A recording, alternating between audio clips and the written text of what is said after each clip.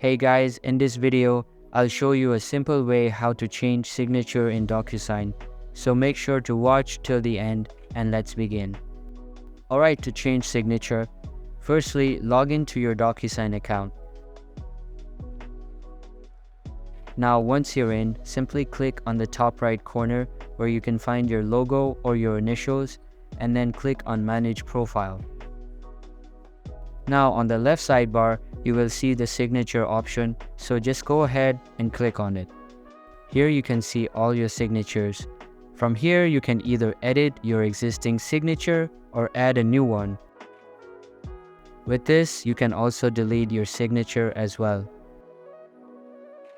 However, you can't change your full name or your initials, but you can delete this one and add a new signature. So let's just add a new signature. Now either you can choose from pre-existing templates, you can draw by yourself, or you can add it from your computer. Once you have done, then hit the create button and it's automatically saved. You can create and edit as many signatures as you like and use them in your documents. So that's it for this video. This is basically how you can change signature in DocuSign.